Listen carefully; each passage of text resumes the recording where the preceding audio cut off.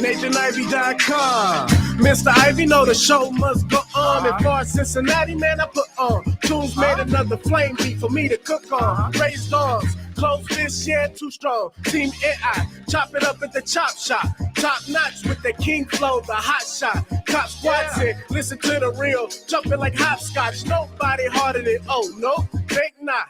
Not only citywide, but nationwide. Superlative, keep it locked like them Haitian guys. Put the truth in the airways, we talk about it. Brand new like the tent plates, let's be about it. Who got the info by the AM? Jono be the rapper, got them jamming when they play him. Staying in my lane, they ain't gotta okay him. Who the host with the scoop, yeah, they gon' say him. Ivy, so superlative like a bag of drippos. Show you where the bricks at, Cincinnati Reds at. One time where my people at. Team NI where my people at. It's the 513, yeah, you know the flow. What's the word, Nate? Let them know the show.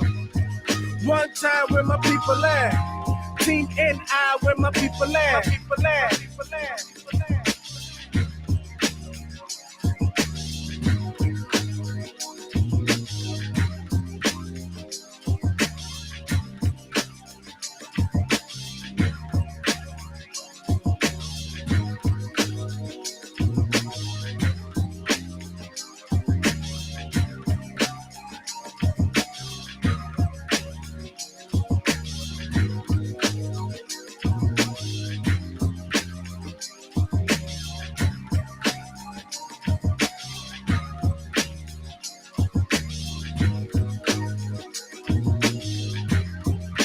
Jumping off the top rope with an elbow to the throat of the status quo. It's the Nathan Ivey Show. Good morning, everybody. Welcome back. Welcome back. Sorry about my tardiness. I guess you know your kids are happy when they dance in the morning, right? My son wakes up, walks into our bedroom. He's dancing, doing the gritty. Why is it that little kids they can do the gritty perfectly? It's just something about that dance. And now my teenage daughter is doing the gritty in the background here. You can't see her because, well, daughter, they can't see because the camera isn't on yet. Oh, that's why you're still there? Okay. That's their way of saying good morning, even though daddy is late. My apologies, my friends. On today's show, I got numerous flows for you. Life lessons from the NBA Finals. Trump is a traitor.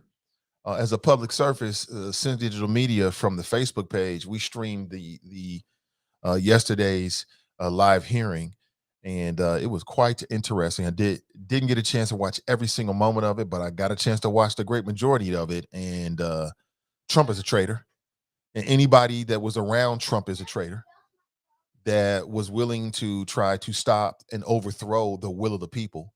You know what I'm saying? I don't care what nobody say. That's one of the, we should be keying into what happened every single second of it.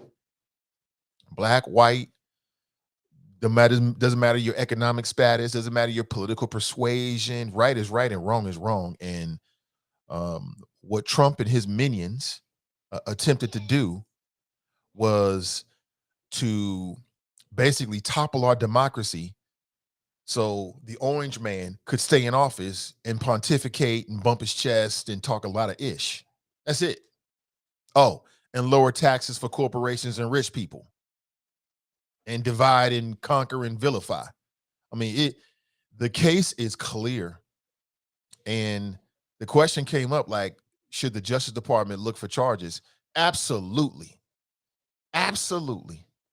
Absolutely. If they find any criminal wrongdoing and they feel like they got enough evidence, they should charge his ass, indict him, put him on trial, do whatever, and all the people around him. There was nothing more un-American than what these people did. And you had two types of people who were involved. And I said this from the beginning because the older I've gotten, the more I come to understand people. You got two types of people in this world. Some who know the plot, they're a part of it, and some who are victims of it. So with that January 6th thing, there were people who knew it was a lie. They knew it was a lie. They knew there was no evidence whatsoever of any widespread voter fraud, but they still helped to foment, the fear and the anxiety and the terror that people had about it. They whipped people into a frenzy because they felt like it would help them politically. That's a special type of evil right there. That's a special type of wrong. And then you had the people, and it's hard to believe this as intelligent people, because we're all intelligent people here in the chop shop. It's hard to believe this, but there were people who honestly believed it. They honestly were just doped into it. They say a sucker is born every minute. There are people out there that got suckered into it, like they had an emotional connection to Trump or certain elements of the Republican Party, probably because it jived with their politics and their worldview and their experience. And they straight up were taken advantage of, straight up led astray. Man, it came out yesterday that if the Proud Boys, think about this, these white folks, these talking about some white on white crime. If the Proud Boys, as they were going through, the halls of Congress, had they come across Mike Pence, they would have seriously tried to injure that man. Seriously, that's what was. People testified to this yesterday. Mike Pence, Republican, vice president. Why? Because Donald Trump whipped him into a frenzy. Okay. Because this is a president. Could you imagine if Barack Obama did that? The whole time I'm watching, I keep thinking to myself, could you imagine if Barack Obama didn't do anything like that? And people still was caught in their feelings about him. Could you imagine if he was fomenting domestic terrorism to topple the will of the people? It never would have went down like that. I mean, to this day, Donald Trump is still being protected by white skin privilege. No doubt about it, 100%. 100%. Just like we all know that if those protesters on January 6th, had they been like Black Lives Matter, it never would have got that far. We already know that because during the summer of social unrest about a year and a half before that, when Black Lives Matter marched on DC, man, law enforcement, the military, they showed up like it was an invasion from Mars. Literally, no cap. These mofos showed up like we were being invaded by aliens. No cap. They was ready. When the Proud Boys show up, and now we understand because of various intelligence reports, you had leadership inside of the military, the FBI, and the law enforcement agencies that was yabba dabba doing. Oh, well, they would never do that. They love police. We don't need a police presence. White skin privilege all day, every day. Like, people testified that if the Proud Boys had caught up with Mike Pence, they would have tried to lynch this man.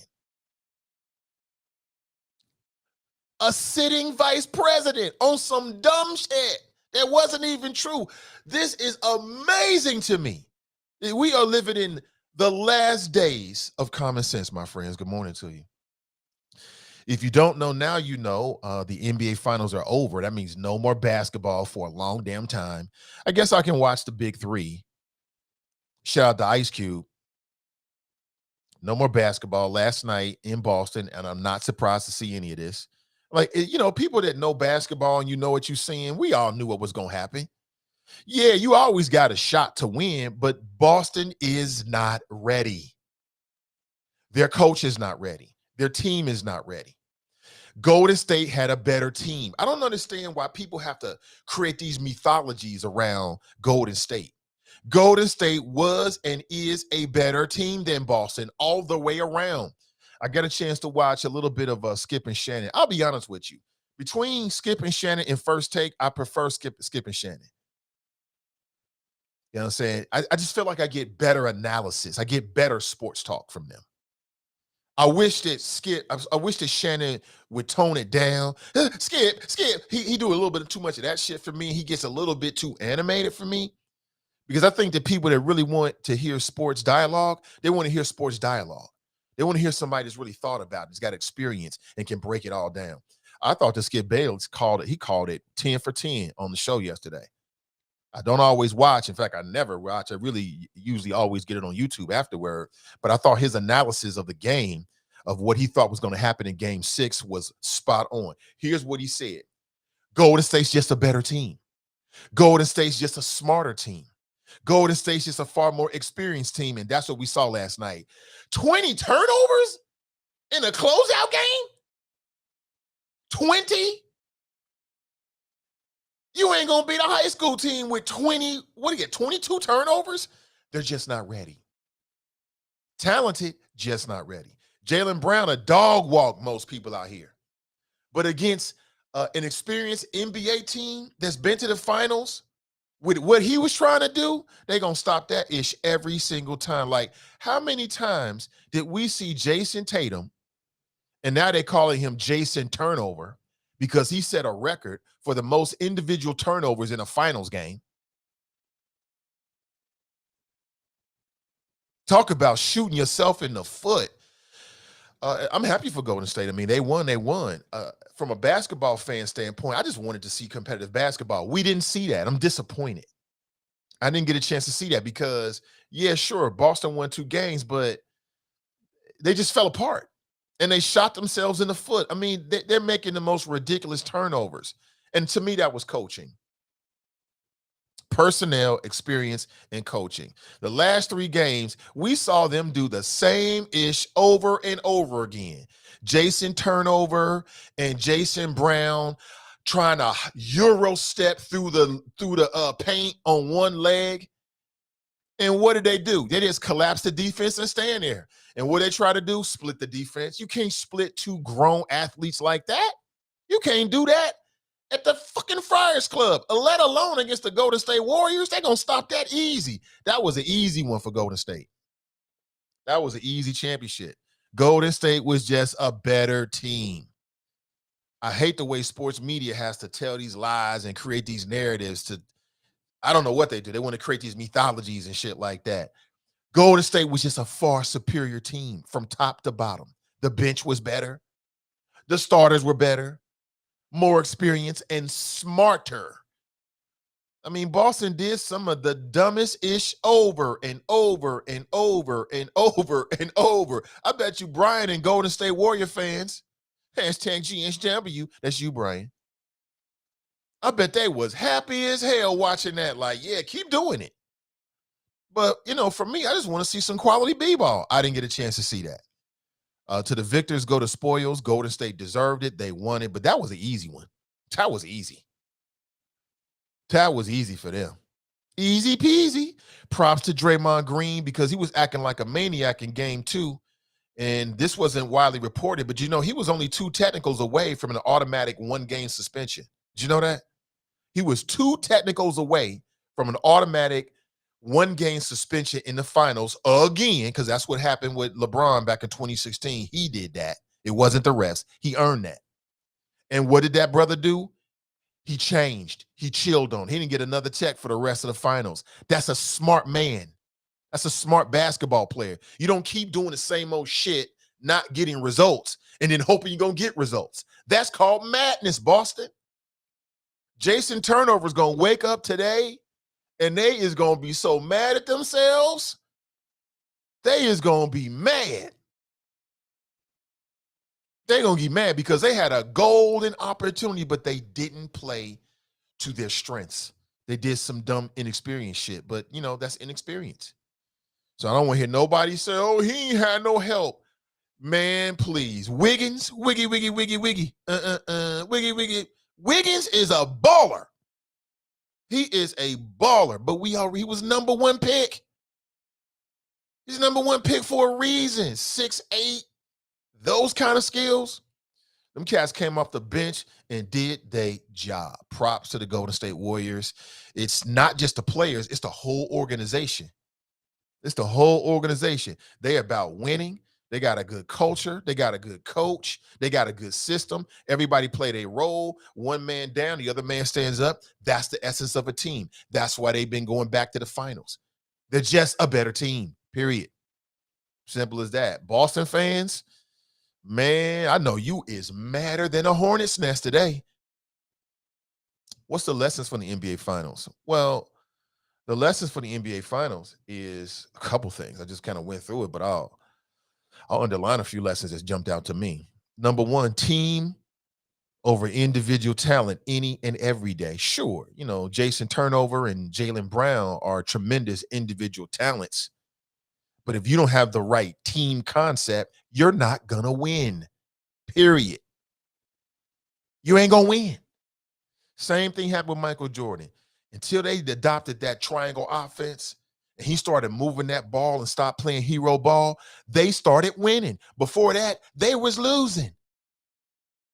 Team, team, team, team, team, team, team, team, team.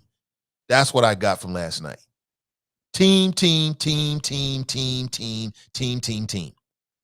A strong team is going to beat a couple individuals any day, and in every aspect in the world. It's just what it is.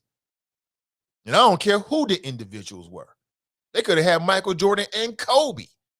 But if they don't have the right team concept, if they're not incorporating the majority of the player, you ain't winning shit, period. And I don't care who you are. But we like to, it's very, very, very, very rare. Very, very, even LeBron. Like LeBron is just an alpha apex predator type.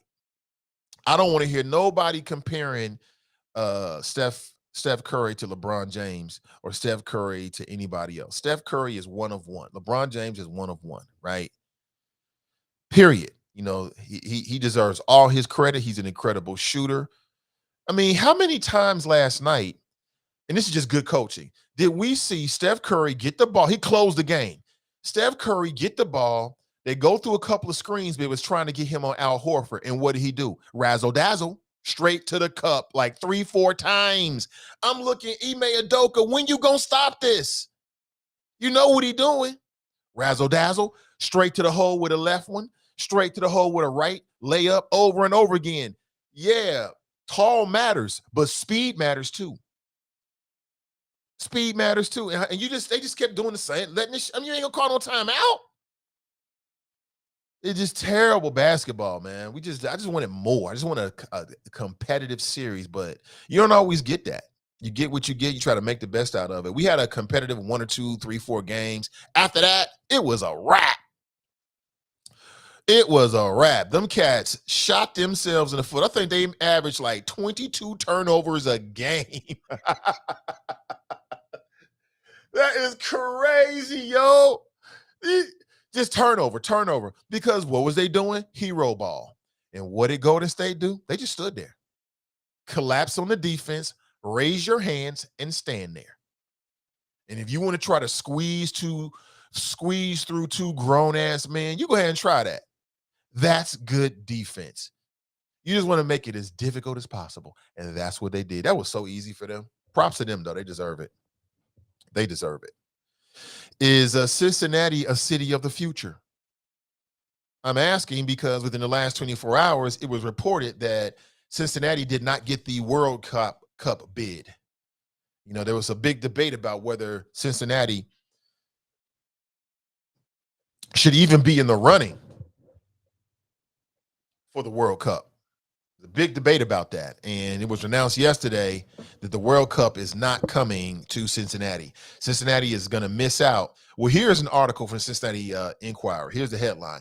Our day is coming. Cincinnati missed out as a World Cup host city. How come? And I saw another headline, and it says, we're not done. After failed bid for World Cup, leaders look to fixes. Now, as I've said before, don't let other people tell you what failure is, because you got to fail to succeed.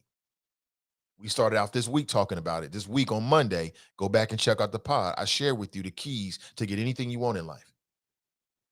And part of that is you got to fail. So I don't believe that Cincinnati has failed to get a bid for the World Cup. The only way that Cincinnati has failure in this case is not the fact that the World Cup selection committee didn't choose Cincinnati.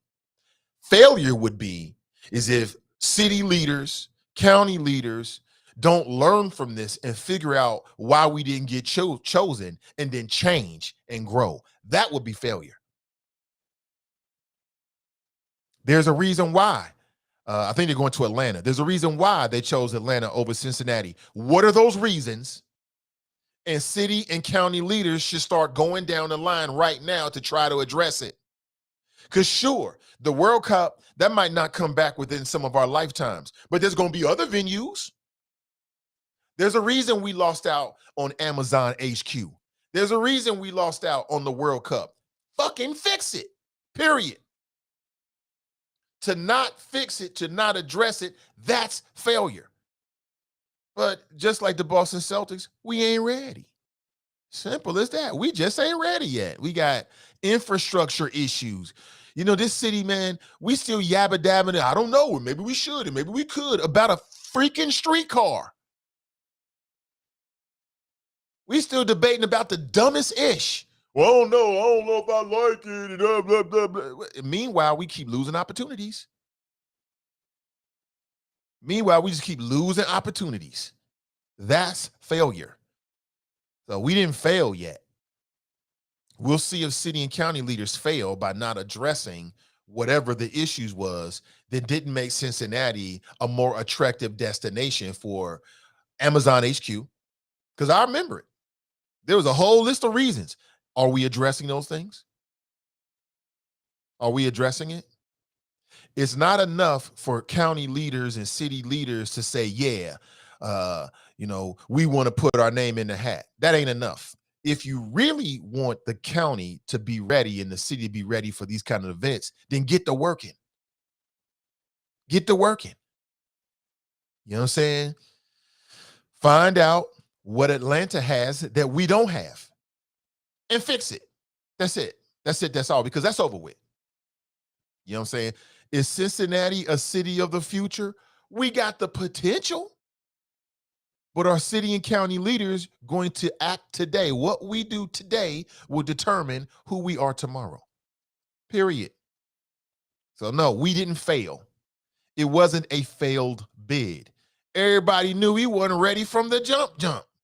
Hoping and praying and wishing and doing soccer rain dances. I hope they pick us. I hope they pick us. That's not how that works. That's business.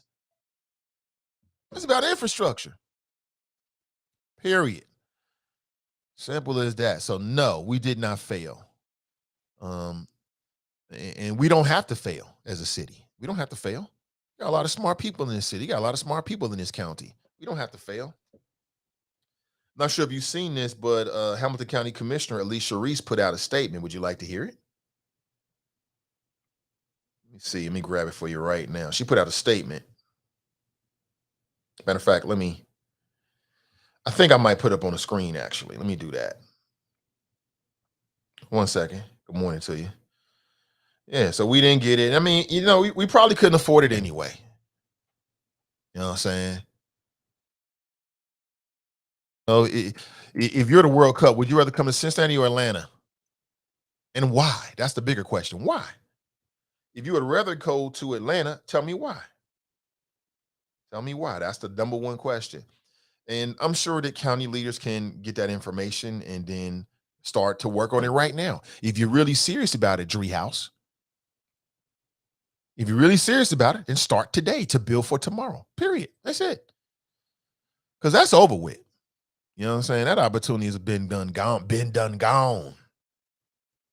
That's over with. But tomorrow, that's still open. You know what I'm saying? I'm just an optimistic type of fella.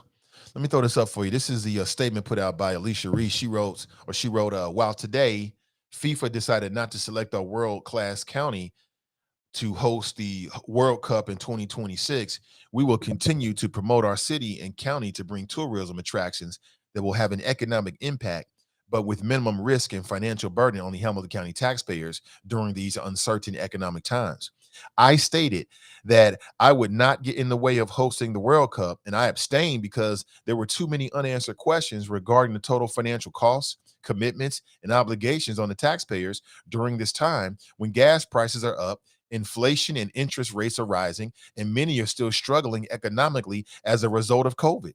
Still today, I believe we have a lot to be proud of and excited about as the world watches our AFC Cincinnati Bengals play in front of a sold-out crowd at Paul Brown Stadium on their journey back to the Super Bowl and our University of Cincinnati Bearcats football team plays the sold-out crowds to make a run for a national championship, just to name a few. I have also asked our county administrator to look at securing an experienced and qualified company to increase bookings of major concerts and sporting events at our publicly funded stadiums during off seasons to increase revenue in Hamilton County, Ohio. That's Alicia Reese. That's Alicia Reese chiming in. My cam is still kind of acting up. I think I'll be able to get it up here at some point during the show, though. So just bear with me. For those who want to see me, I ain't much to look at, but if you want to see me, okay, I understand. So again, I'm not overly upset about not getting the World Cup. I would be overly upset if we don't get our shit together so we can be ready for the next World Cup. Now that's what will piss me off. Or the next big venue. You know what I'm saying? That's the issue for me. Are we ready? Are we ready? And clearly the answer is no. We's not ready, boss. we just not ready. But we can be. We can be. We can be that kind of city in the future. Be that kind of city in the future. We certainly can. And if we got smart leadership, we will be. You know what I'm saying? Bring on the leadership. So that's how I look at it. We didn't fail. Hold your head high, Cincinnati. We didn't fail. You know what I'm saying? We's just not ready. We're just not ready. But we will be one day soon, I'm sure. Real soon. If you want to share your thoughts this morning, 513-873-7134. Just setting the table for today's show. I want to give you a sense of, what's on my dome. It's a lot of shit going on. Plenty of things going on. Good morning to you. Hope you're doing well. Good morning. Good morning. Please feel free to share your thoughts. If you got, it's a Friday, so typically, it's been kind of relaxed for most of the week, actually. You know what I'm saying? I've been on some stream of consciousness type shit. That's just where my head is. But if there are issues, topics that you would like to hear some flows on, because I'm flow ready. Shout out to AKA Flo Debo, RIP. Then let me know. Let me know. Post a link. We can get into it. Is Cincinnati a city of the future? Potentially. Again, I think very highly about what I see it happen around the city. 10, 15 years from now, might have something. But as Sister V is implying, what we need is long-term thinkers. I'm not saying we don't have that. I'm just saying that we got to be thinking, and I'm sure people are. I'm not saying something that these Hamilton County commissioners don't know. I'm not saying something that these city council persons don't know. These smart, intelligent people. They know what we talking. They know this. But don't hold your head down low, Cincinnati. You got a lot to be proud of. You got a lot to be proud of. Good morning to you. Good morning. Good morning. Karen writes, good morning. Let me back up here. Karen writes, there's a lot of smart, intelligent people working together in some cases and on silos, working on issues is going to make Cincinnati a better place. I absolutely 100% believe that. Charles writes, Grand Risings, Nate and the Choppers. Good morning to you. Pamela writes, good morning. Good morning, Pamela. Joe writes, morning, Nate and the Choppers. Brandy writes, greetings. Happy Friday. Oh, happy Friday. Get to the chopper. Happy Friday. Get to the choppers. Get to the choppers, man. Man, if you don't get to the choppers. Get to the chopper. So some people asked me about Brother Christian Boykin with the Echo Chamber podcast. He hasn't been live streaming. That show is on Mondays. He hasn't been live streaming over the last couple of weeks. And what I can say to you is he's taken a step back for a little while. I 100% support that brother. Think very highly about his show and what he brings to the airwaves, so to speak. And we'll see what happens. He's got some. Let's say he had to step away for a little bit. I'll leave it just like that. But he's on Facebook. If you want to, well, he was on Facebook. I think he's off for now. But he's still on. You can still reach out to him via social media if you want to. And they're throwing some positive energy. I thought the brother did a fantastic job I enjoyed his show. I enjoyed his creativity. I enjoyed his flows. The senators. And when I get more information, I'll share with you. But I know that there were some people inside the chop shop and some people that hit me up like, what's up with Brother Christian Boykin? And I think he put some words out there, but some people might have missed it. So that's what's going on. In terms of more live stream shows and podcasts, your boy is always working. Let me think off the top of the dome. We got 1, 2, 3 new podcasts and 2 podcasts that we were doing before that will be coming back hopefully real soon. And then a whole new idea as well. So we got a bunch of things, a bunch of irons in the fire, so to speak, for your pleasure, for your edutainment, that we will reveal soon. So sit tight. But then I'm 100% on that mission. But I'm also on some other things as well, man. It's just, I don't know. I sometimes you can learn great examples if you're smart enough to just sit back and look. And that's one of my greatest assets is I know how to be quiet and I know how to just pay attention. It's one of my greatest assets. Good morning to you. Hold on one second. There's something else I want to tell you that's going on as well. A lot of shit going on in the city, man. A lot of shit going on. Hold on here. Yeah. The good folks over at Black and Bossy are having their anniversary celebration today over at Esoteric. It's going to be from 4 p.m. to 8 p.m. over at Esoteric. Anybody hip to that brand, Black and Bossy? It is Black owned. It's their 40th anniversary, turning 40. I didn't know the brand was that old. I had no idea. I probably will be in attendance. I've got some family shit. You got 2 children. One is 7, the other is 17. You got to do daddy stuff. So if I'm able to get there, I will. If not, I wish everybody nothing but positive vibes. But the Esoteric, and if you're hip to that brand and people associated with it, they're inviting you to come out. It's on my personal Facebook page. You can check out the flyer. It's over at Esoteric. It's a good spot. I've been over there a bunch of things over there. I like the spot. Good morning to you. 513-873-7134. You see, Tabitha writes, a question, was it somehow illegal to appoint all those judges? Are you talking about Trump? I don't believe so. I've never read anything to suggest that. That's kind of like to the victor goes the spoils. One of the biggest reasons why I held my nose and voted for Hillary over Trump was Supreme Court justice and federal judges. Those are some of the biggest reasons. Those were the big reasons. I only had 2 reasons. Well, my 2 big reasons as to why I voted for Hillary Clinton over Donald Trump, even though I didn't really care for Hillary Clinton, but I had to vote for somebody, and I could see the writings on the wall. It was going to come down to a 2-party race. And you remember I told you this, Supreme Court and federal court judge placements. There was no way in hell that I was going to reward the Republican Party for what they did to Barack Obama with Merrick Garland. There was just no way in the world I was going to do that.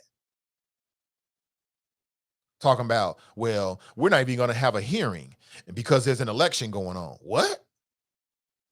There was no way in the world that I was going to reward the Republican Party after the Republican Party played political games with Barack Obama's attempts to appoint federal judges and his attempts to appoint the new Supreme Court justice after Antonin Scalia passed away. So that was, and again, I shared this with my audience.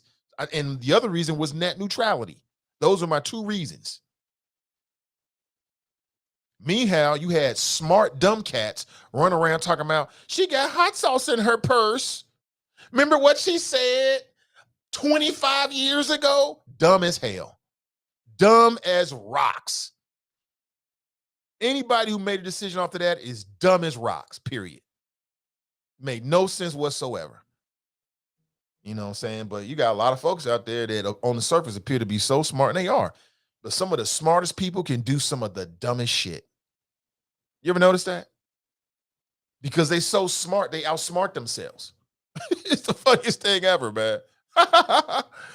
The dumbest folks I met in college, getting college degrees. doing the dumbest shit you could imagine. I don't know why. I don't get it. Life is like a box of chocolates. Brandy writes, happy Friday. Hey, Brian, yeah, man, your team won, bro. Enjoy it. Enjoy it. They deserve it. They deserve it 100%.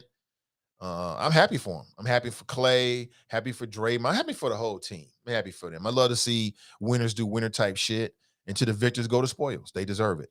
However, as a basketball fan, Brian, I'm so unsatisfied. You know what I'm saying? I'm just so unsatisfied. I can make an analogy between that and masturbation, but you probably find it crude, so I won't do it. I won't do it. But you ever been? No, I won't do it. I'll do it. I think smart people can say where I'm going with it. You know, just completely unsatisfied. I just didn't get what I wanted. I wanted competitive basketball, right, at the highest level, and I got that. I just don't feel like the Warriors were really pushed because Boston shot themselves in the foot. Game 6, the dumbest turnovers. Jaylen Brown trying to jump off one leg, jumping between two performers. Jason Tatum is mentally weak. His mental is strong. You know, people can say Mamba mentality, but that don't mean you really have a Mamba mentality. And then they just babies out there. You know, Steph Curry by himself has more playoff experience than the whole damn Boston team. And when it comes to finals experience, it ain't even close. It's like 10-1, 15-1, something like that. It ain't even close. It ain't even close.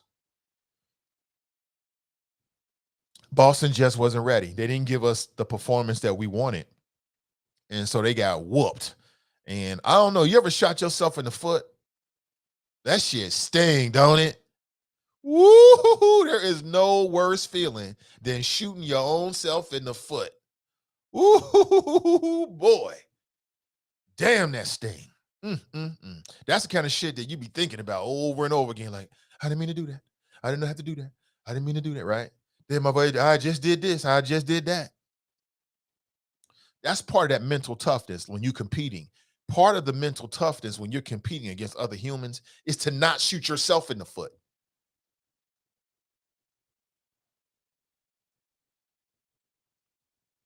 You know, basically, you laid back in the coffin, speaking of Boston. Basically, Boston made their own coffin, laid in it, and then one by one,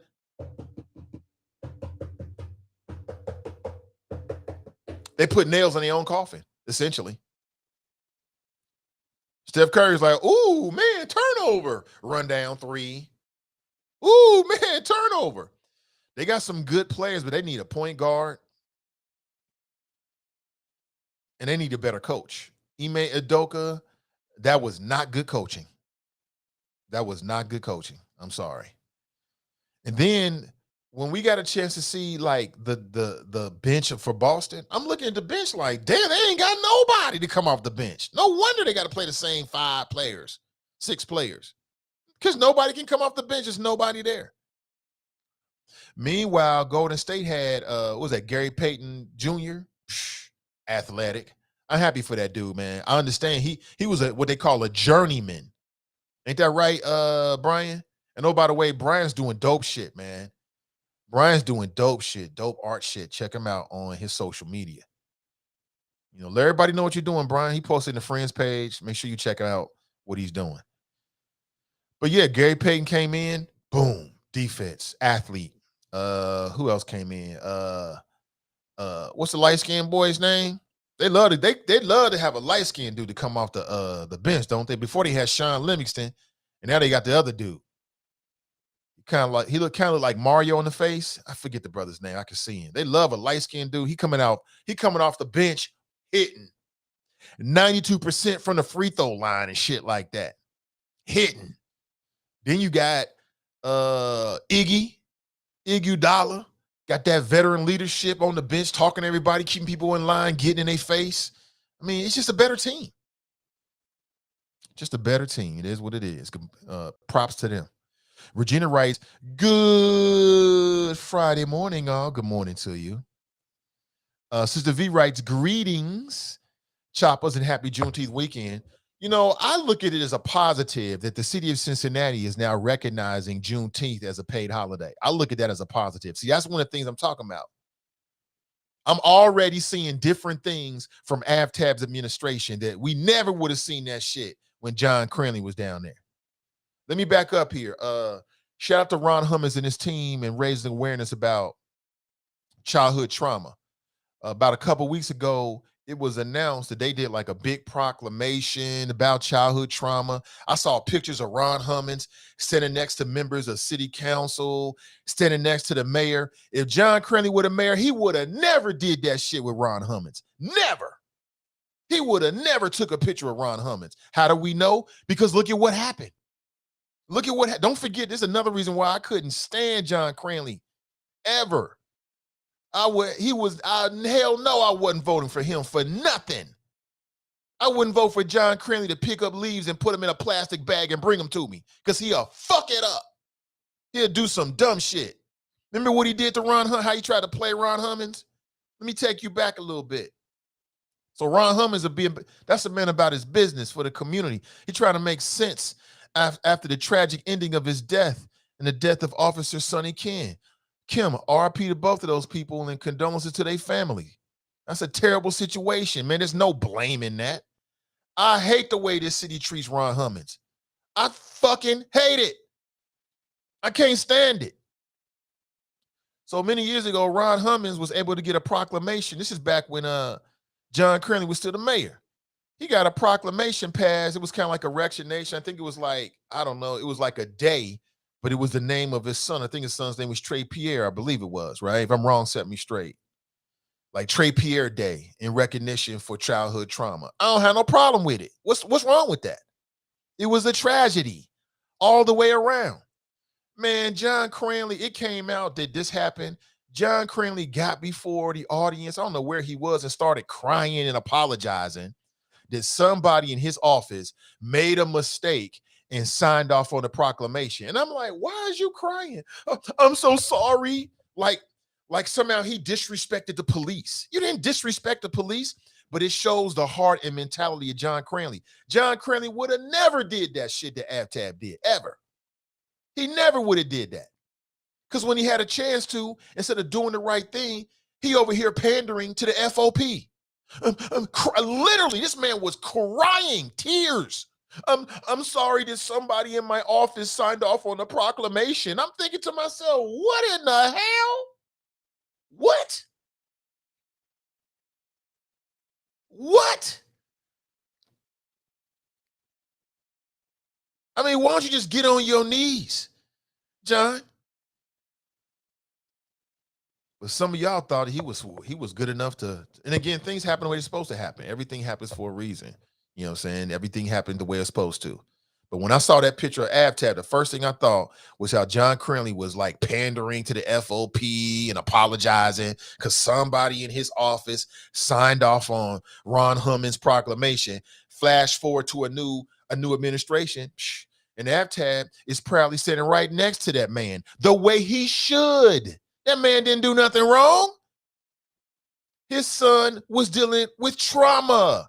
It was tragic all the way around. Had the system did what it was supposed to do and protected that boy, then perhaps that situation with Officer Sonny Kim never would have happened. It never would have happened. But the system didn't do its job. The system failed that boy, period.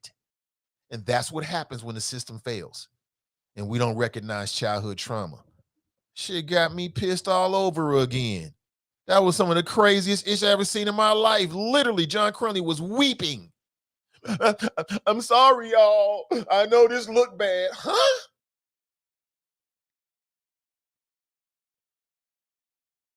Don't tell me there's no difference between the two of them. I mean, you can see it. You can feel it. There's a big difference between the Cranley administration and AFTAB's administration. And that's the reason why John Cranley lost Hamilton County.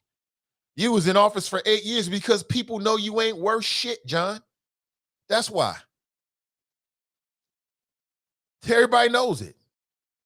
And we won't even talk about how he was targeting black leadership. We ain't even got to talk about that.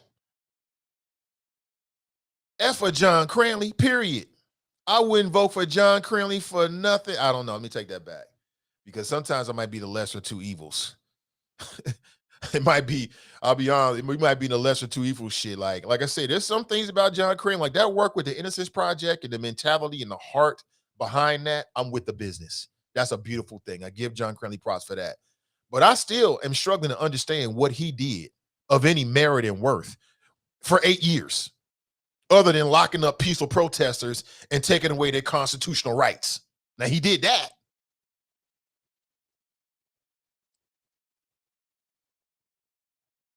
Unconstitutional curfews. When, sitting down having dinner with people, when citizens try to get at you and ask you some questions, you want to run away with attitude. And we won't even talk about his disdain for black leadership. Never met a black man he wouldn't tear down. Some freaking junk. Excuse my language. I got touched this morning. Sorry. I'm an emotional man. That's all I can say. Good morning to you. Excuse my language. Excuse my language. Sorry. The hell? So props to Abtab Pureval. When I saw that, I thought it was beautiful. That's what we expect. I expect leadership to do the right thing by everybody, not pander politically and shoot the city in the foot.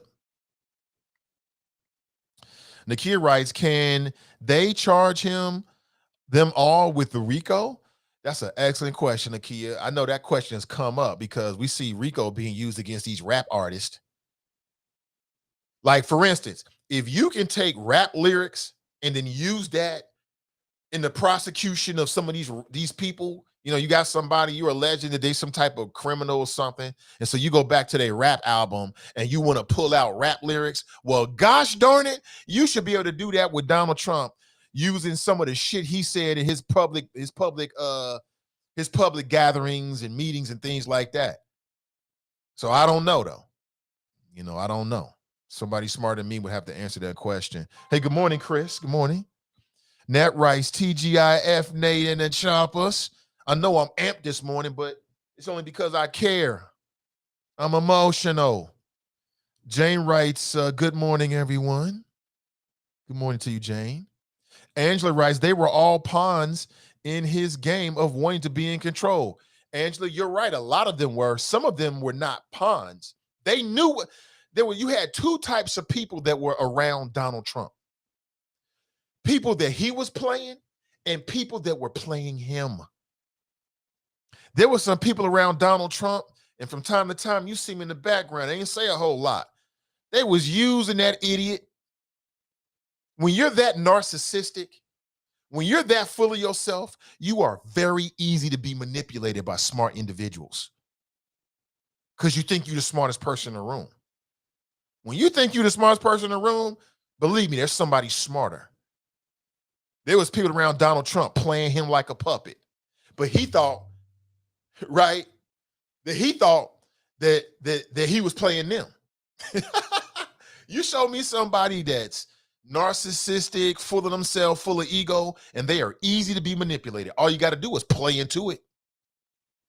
Play them every single time. I've seen some examples of that lately. It's quite hilarious, actually, man. Yeah. You had two types of people around Donald Trump. They were going straight to the phones. We got Daryl on the line. I want to hear that brother's flows. You had two types of people around Donald Trump. People that he was playing, they wanted something from him. Minions, run around taking orders and getting his lunch. I said I wanted tuna salad. This ain't tuna salad. Throw the sandwich back in their face. Go get me what I want, right? Those kind of people, like Rudy. Hamana. What'd you say, sir? All this kind of bullshit. And then you have people that was the real puppet masters, chilling, quiet, playing into his ego, flattering him. You know what I'm saying? Watch that shit. Flattery get you fucked up. That'll get you messed up. But enough of me, more of you. Let's go back to the phones. Good morning. Welcome to the show. Oh, hold on one second, Daryl. I'm all out of pocket. Got to make sure the brother's hooked up to the board. Here we go. Hey, good morning, Daryl. Welcome to the show. Good morning, Nate. How you doing, brother? I'm doing well. I'm amped. I'm amped this morning, but other than that, I'm doing well. Yeah, I see. Yeah, I was looking at the only city. I got a couple of things, but I'm gonna go back to this FIFA thing. The only city I saw that is possibly questionable is Kansas City, but when I look at the layout of their stadiums and maybe the proximity to their airport, that might be why they were selected over Cincinnati. But the bottom line is, I mean, like you said, is Cincinnati going to be considered? They got to have things already in place. Not, oh, we're going to build it if you select us. It don't work that way. And that's the question I asked you when I sent you the selection of Atlanta. When I'm like, who's going in making these decisions? Like, yeah, let's put our name in, and then nothing. You know what I mean? It's like they're putting the cart before the horse. I'm like, you got to have certain things. All those cities that are on that list probably most of them have mass transit, international airport, and easy access to the airport and the mass transit, and along with hotels and all the other stuff that could accommodate a big area. Plus, the stadiums are of specifications that are built in those cities. That's why I'm thinking Kansas City, because Kansas City probably has a field that held soccer before, and their field is probably already to specifications. And so, I mean, you're right. Cincinnati needs to go to the drawing board and say, what do we need in our infrastructure besides a new stadium, but other things that will attract big events like that? So, they just got to go to the drawing board. Related to the Trump stuff, man, you know what? I'm going to say this, and I say it and I hope I'm wrong. But bruh, I think we beyond the point of no return. And this is why I say this. Think about it. All this stuff is coming out, right? You just said it. They can be prosecuted. We got to hold them accountable, right? The Department of Justice, they can be charged with seditionist conspiracy. That's exactly what happened, an attempted coup d'etat of the United States of America. It was failed, but they still trying because of all the stuff they did with the states, what's going on down here in Georgia, in particular Fulton County. All of that is around the lie that was perpetrated to the American people that was factless, but yet it made its way through here. And what I'm saying, the point of no return, the Trump people, the people that support Trump, I was kind of sparring with a few yesterday on Twitter. They're gone. They're gone. You can't get them back. They are gone. It's no, let's sit down. And that's what kind of frustrates me about Biden, that he's thinking this is 1990 Senate. This is back with Daddy Bush. This is back during Clinton. This is even Reagan. You're not dealing with that Senate, man. These guys are seditionists. They want to take over this country, which leads me to my conclusion. And since it's Juneteenth, I want to recommend that as you're enjoying, if you go to any festivities that are out, have your head on a swivel. These people, these white nationalists aren't playing. This stuff is turning in, where we would hear stories in the Middle East about, shoot, I can't even think of the name of the groups now. Can you help me out, Nate? Which group in the Middle East what you are talking about? I mean, any of them. ISIS. You know, they're going around, you know, sectarian violence. That's what they're doing. I mean, I'm not sure about what happened in this church in Alabama, but as I was scheming the story and trying to get a feel with the mix of the church, I wouldn't be surprised if you saw that event in Idaho. You know, this is Gay Pride Month.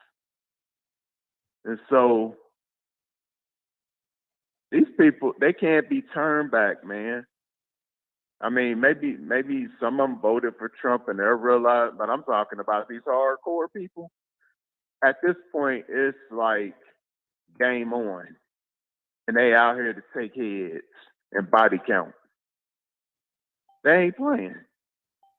Right. And so I'm saying that to say at the conclusion, okay, so look at it from this way. All this stuff is coming out. We know crimes were committed, right? Is the government, when I say we, the Department of Justice going to hold these perpetrators accountable? All of them, not just one or two. I mean, all of them. Are they going to hold them accountable? If they do, what's going to result? Violence. If they don't, what's going to result? If they let them off the hook? Nobody's going to respect the rule of law in the United States. And what is it going to result in? Violence. I mean, I just saw two incidents.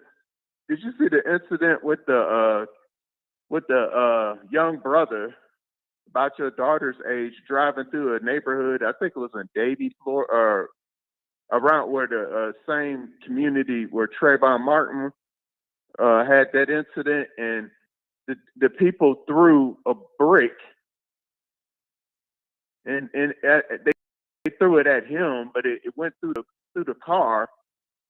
And then the adults, two adult men and an adult white woman, they get out and they confront him talking about he was speeding and this, that, and the other. He said, I was just there visiting my friend.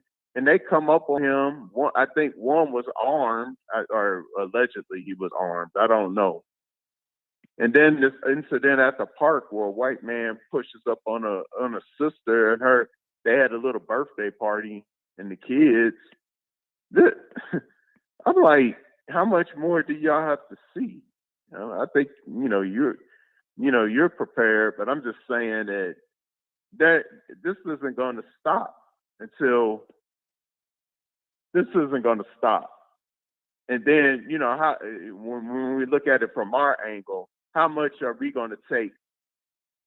And then you look at police violence against us before we say F it, because obviously nobody's respecting the law. Y'all let these mofos off. So, some people are going to have the mentality like, well, I'll just take things into my own hands. So you said it was down in Florida? Which one? The one with the brick and the boy. Both of those incidents were in Florida. I want to say Davie, Florida, but it was in I can't think of the city. Where did the Trayvon Martin event? Where did that happen? It was in Florida, but I can't remember exactly what city. It was around Orlando. Let me see. If Sanford, you put in Sanford, yeah. Sanford. Put that in. Put in young black male goes to the white community, and because the two men were arrested for assault. I think it was maybe on a misdemeanor level, but still. I mean, they getting on a minor. And he had to call his pops. His pops came, and and they thought the whole event was funny. The cops thought it was funny? Said it again? You're saying the police thought it was funny? No, the neighbors thought it was funny. The neighbors thought it was funny. Oh, okay. Yeah. As people came out, they thought it was a joke. Like, this is funny. And that rock, if you look at that, I said brick, but that stone that was like a piece of granite. I mean, that wasn't no small. That was like one of those decorative stones you got in your front yard. That thing looked like it weighed about 30 pounds. Did you find it yet? Did you find it? No, I haven't found it. I'm looking for it now, but I haven't found it. I'll probably look for it after you get off when I take a break. Okay, when I get off, I'm gonna see if I can find it, and then send it to me. I'll Okay, I'll much appreciated. All right, peace, Nate. Peace out, brother. All right, take it easy, Daryl. Appreciate you, man. That's Daryl from Atlanta. So just to recap, appreciate the call. We are living in the last days, my friend. I've been saying it. I'll keep saying it. We are living in the last days. Oh, that looks terrible. It's just too close. Let me see if I can do something about that. Yeah, I think I like that better. We are living in the last days. This shit just don't make sense that we see. But for my Cincinnatians, with the soccer thing, that would have been a lot of money for like downtown restaurants and downtown businesses, hotels, nightlife, your pizza places, your rideshare drivers, all that kind of stuff. That would have been a lot of money because people they want to eat, they want to party. All the clubs would have been packed every single evening. The sports bars would have been packed. So that's a lot of money for people. But we's not ready, boss. We's not ready. Good morning to you. Marisha writes, good morning. Mika writes, good morning. Ronald writes, TGIF Chop Shop. Before we go any deeper, though, please take a second to share today's show. It means everything when you share. You can share it straight to your page or in groups. Both will be preferable. Joe writes, LOL Sharp is very animated.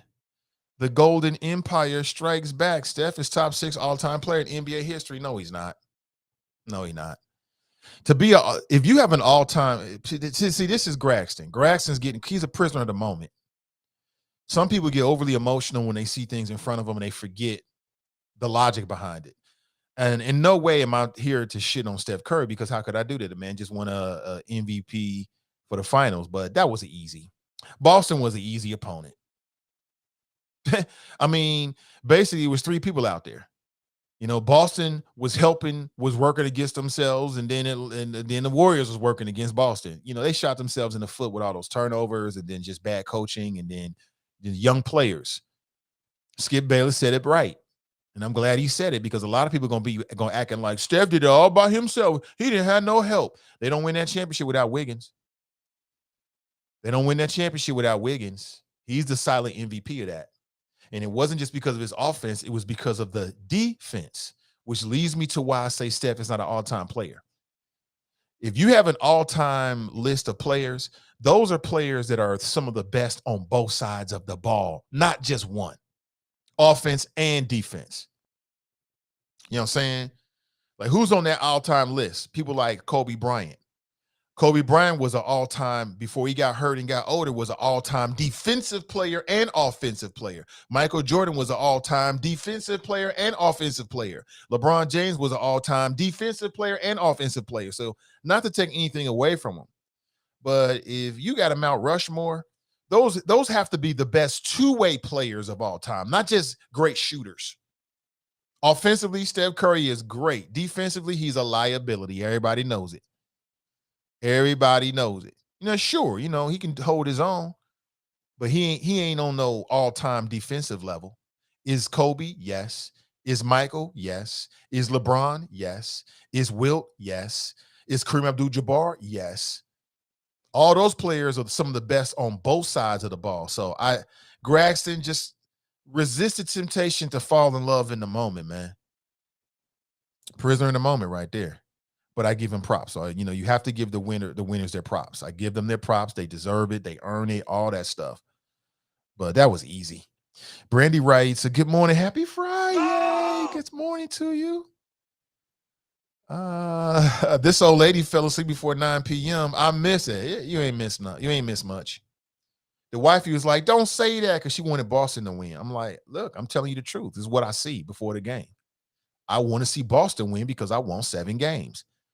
But I felt like they were going to lose because they just ain't ready. Now we got baseball, LOL. Fun baseball. Yay. Where are the Reds at now? The Reds in contention? Yay. Yay. Brian writes, does GSW get any credit? I'm just having some fun with you, Brian. You making it sound like GSW didn't cause those turnovers.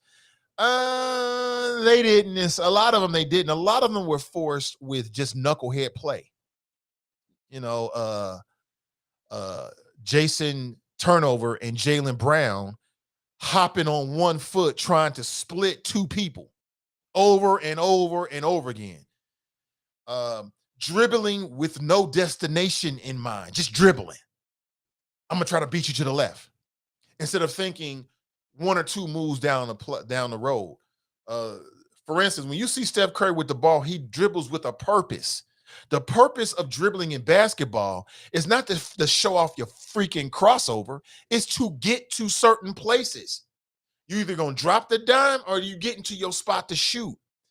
And what I saw in those last 3 games, it just went all downhill, is they was frantic. You know, Jason Turnover and Jaylen Brown was frantic. How many times did Jaylen Brown just put his head down and try to run through somebody? You can't do that in no NBA finals. With an experienced, well-coached team, all they going to do is just back up and make it as difficult as possible because you're jumping off of one leg. Any basketball players out there? There's a big difference between jumping off of one leg when you go into the hole and going with authority with 2. There's a big difference. You don't have as much power when you're jumping off of one leg. You got way more power when you're jumping off of 2 legs. I mean, this is basic shit, man. So they just did a bunch of bonehead, knucklehead shit. Where was the defensive player of the year? Where was he? That guy, their point guard is a pretty good point guard, but they don't have any playmakers. Draymond Green is a playmaker. He knows his role. You can see it. He knows his role. He plays his role. How many times did he pass up shots? Because he's throwing the ball to the real shooters and he's setting screens. He knows what they're trying to do. On the other side, it seemed like Boston was just frantic. They didn't know what to do. You know, I'm going to try to beat him to the right. Okay, I get stopped, pass it. I'm going to try to beat him to the left. Okay, stop, pass it. I mean, they're just going to play the passing lane. So GSW gets all the credit, Brian. But if we being real about it, man, and be real about it, that shit was easy peasy. That shit was easy. But it is what it is. Sometimes great teams make it look easy. Yeah. Graston writes, there is no rules about whether there's a top number cutoff. Steph gets 1. I'm putting him ahead of LeBron all the time. His finals record versus LeBron is a problem. Well, if that's the case, then you got to put Robert Horry above a lot of people because he got, 7 rings? Robert Horry got more rings than Jordan. So it's not just about the rings, man. That's a part of the equation. Like, the rings start the conversation. It's what you bring to the table. And basketball is played on both sides, offense and defense. The top 10, the Pantheon, the Mount Rushmore basketball should be reserved for the players who were the best on both sides of the ball, T. Greg.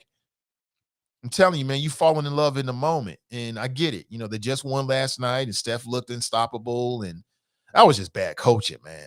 Just terrible. Any basketball minds out there, please chime in. And the whole point of me bringing this up is something that you can actually use. Okay.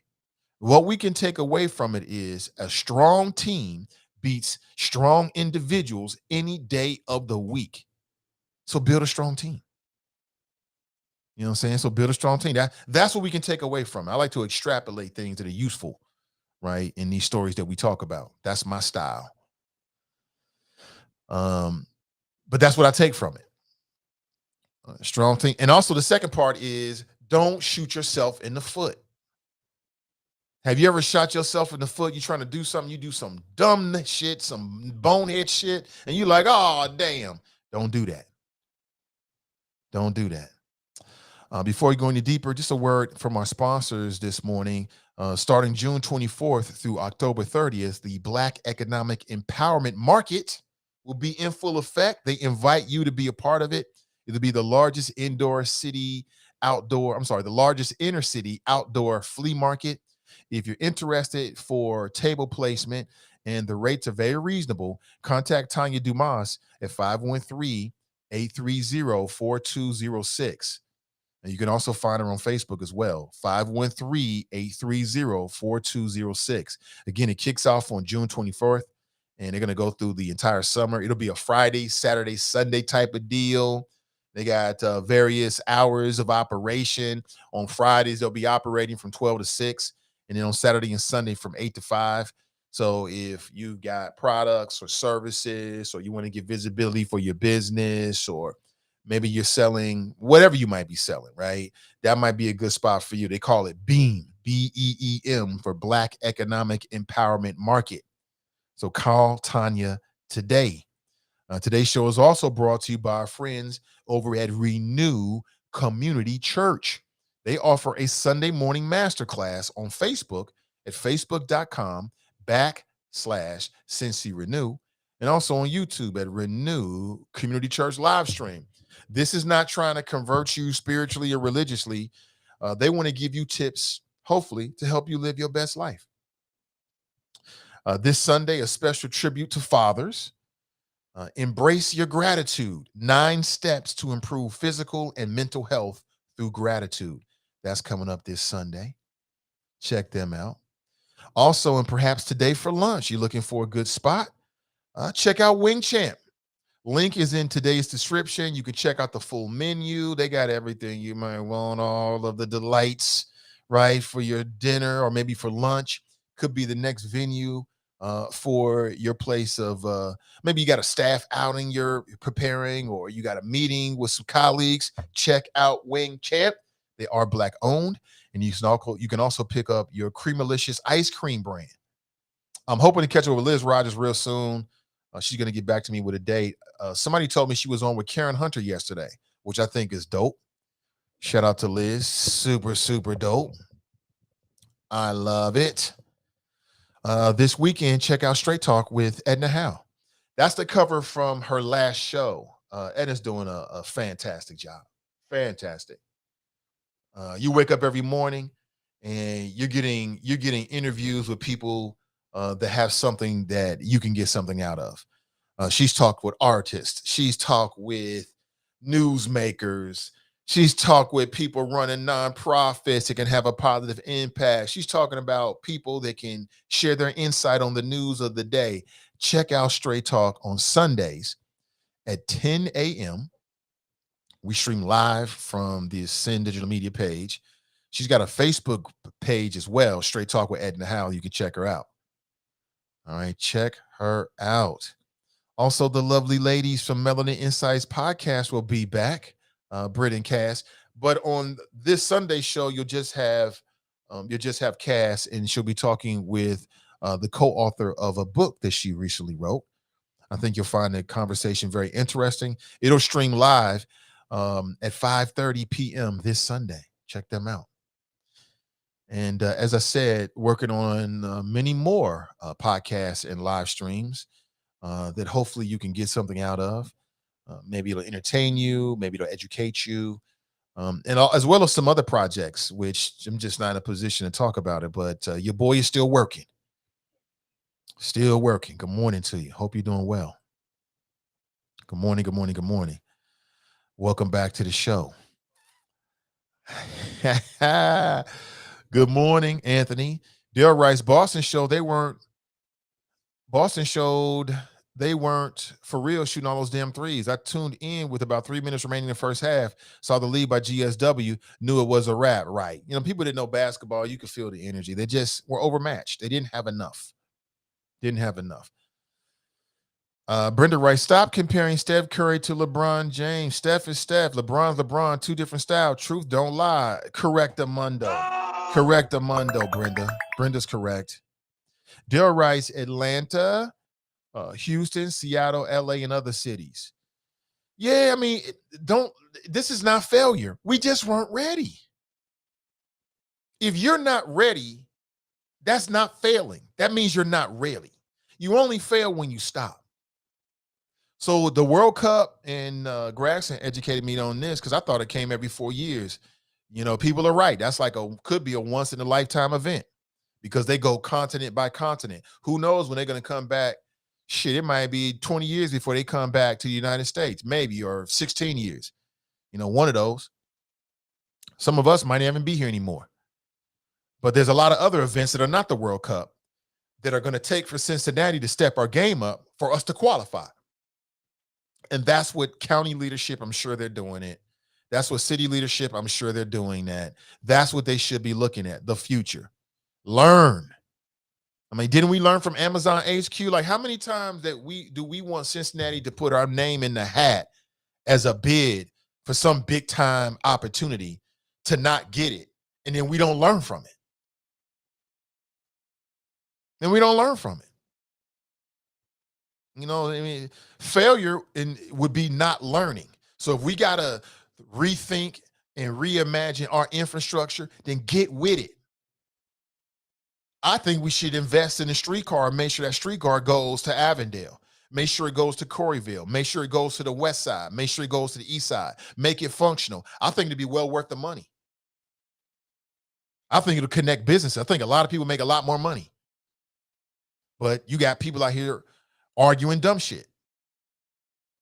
I mean, to be honest with you, what we really need to do, and I remember, see, this is you can always tell big thinkers, because big thinkers think outside the box. I remember we had a black male who ran for mayor. Remember this? I'm talking about back when John Cranley was running for his second term. We had a black male. And he brought that up. He brought up the subway. That's what we need to be doing. We need to reopen the conversation about Cincinnati subway and invest in that. We need to rethink and reopen the conversation about the expansion of the streetcar and invest in that. That's what the fuck we need to be doing. But you got these people out here that want to yabba dabba do and argue dumb shit. They don't have no ideas. They want Cincinnati to stay the same. We can't compete if we stay the same. We're just not going to compete. It's going to take more than the Bengals going to the damn Super Bowl. It's going to take more than that. And we've got the bones for it. We got good bones, but we got so much political division and so much dumb-ish that it's hard for us to do what we really need to do. Sometimes you got to make an investment. Sometimes you lose money. Isn't that what they say about businesses? Most businesses don't make money at the beginning. You're losing money.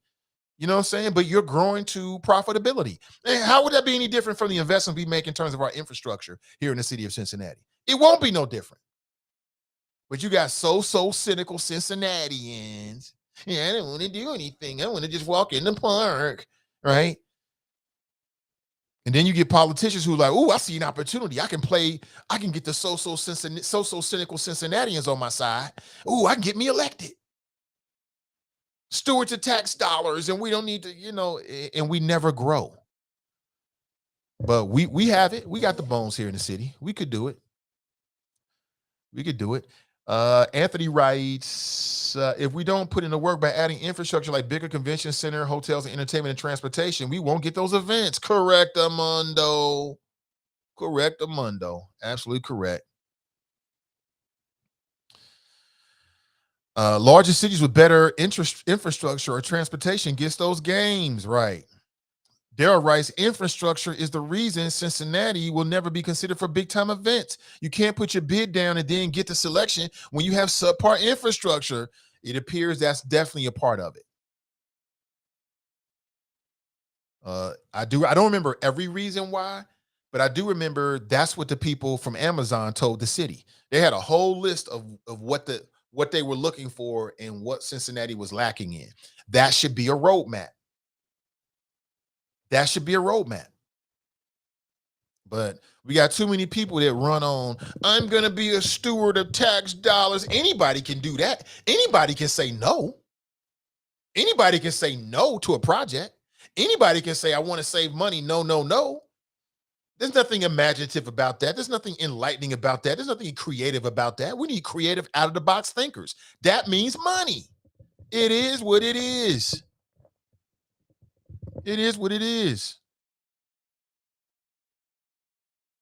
Crystal writes, make Cincinnati greater, like The name says Greater Cincinnati, which means like the areas outside of, I guess, the confines of the city limits of Cincinnati, but I get it. Rachel writes, good morning. Good morning, Rachel. Roy writes, you're right. We couldn't afford it, and it was too big of an investment or small return potential. That again, the other thing is, I believe what the sister Alicia Reese said. There were hidden costs that we just didn't know about. That concerned me as well.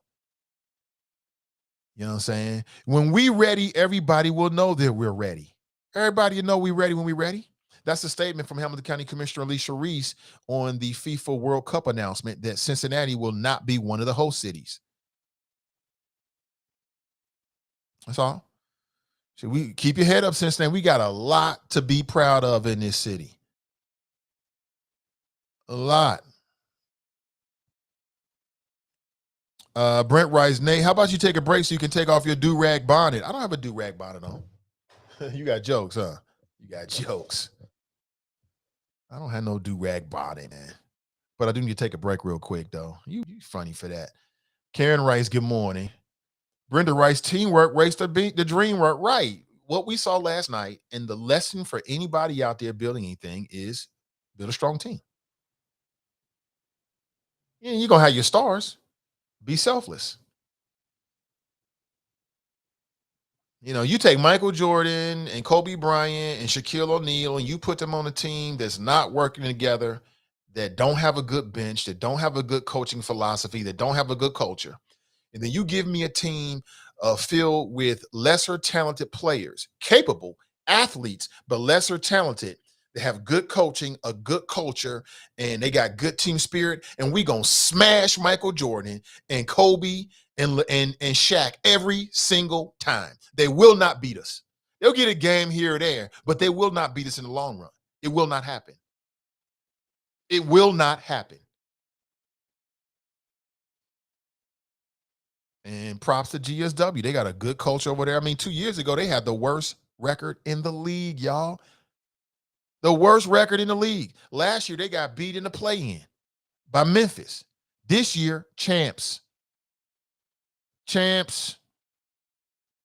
Jericho writes, prayers to the families in Alabama. Sister Iris writes, good morning. Good to see you, sis. Lemmy writes, good morning. Anthony writes, I've always said we have the potential to be great. Just need forward thinking and progressive leadership, Nate. Correct. And time.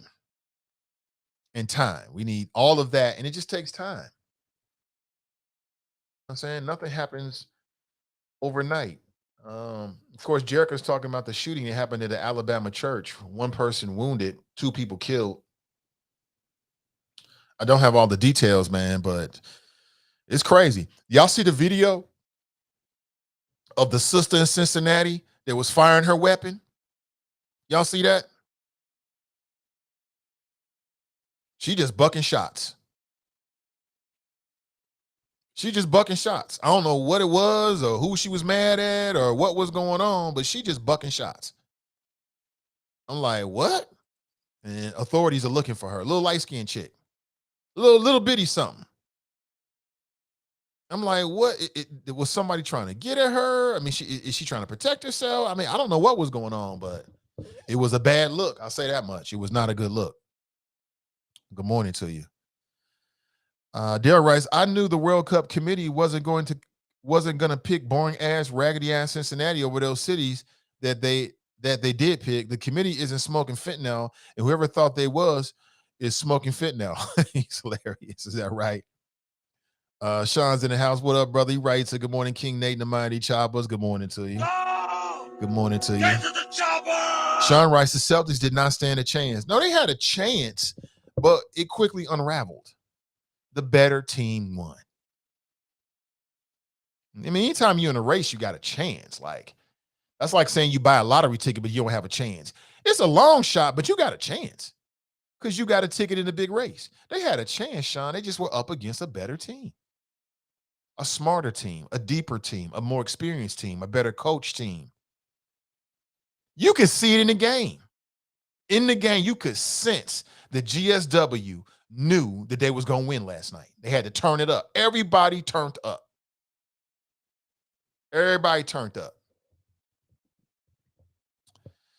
Crystal writes, yes, Nathan, they do. Too smart and do the dumbest I have a brother like that. I shake my head, but he is dumb rich, so I have nothing to say. Oh, he dumb rich? Okay. I got a little brother like that too. He tested as a genius when he was preteen. Tested off the charts. Off the charts intel. We call him Stones.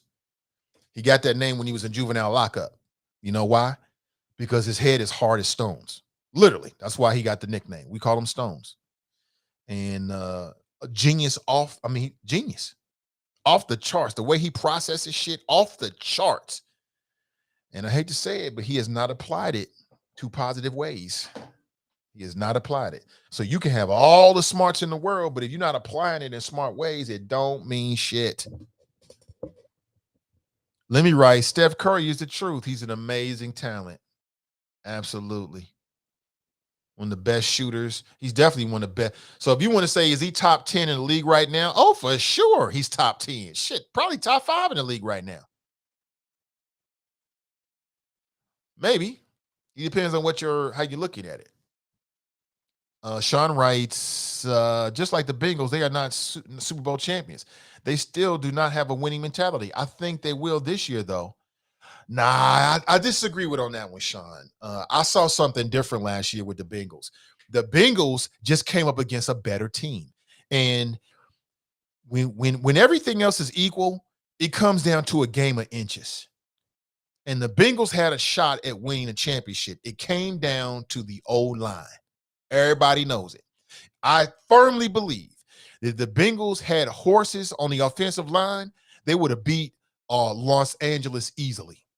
It would not have come down to it would have been a 2-scored game.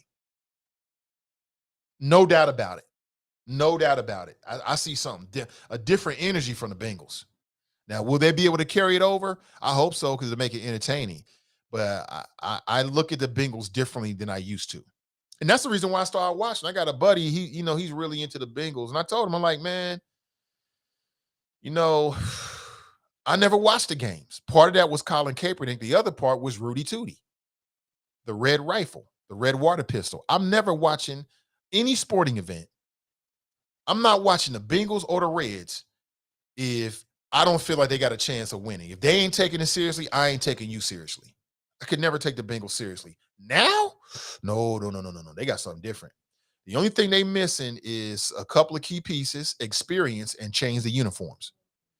That's right. I'm still on that shit. I want the black helmets with the white stripes, or the all black helmet with the orange stripe with a white outline. I want them to get the people from Black Owned to redesign the helmets, because they got dope designs. When they do that, along with some more experience in a couple little places like the O-line, ooh, buddy, we got something special. So we'll see what happens.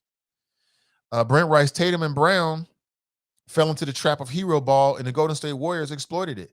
Hashtag Mamba mentality myth. Right. That Mamba mentality myth is just a myth. And thank you so much, Brent. Thank you so much. Like, I understand. I got Kobe's book, so I understand the Mamba mentality. I get what he's saying, and you can apply that in a lot of different ways. But in basketball, you got to pick and choose that Mamba shit, because one man is never going to beat 5 people.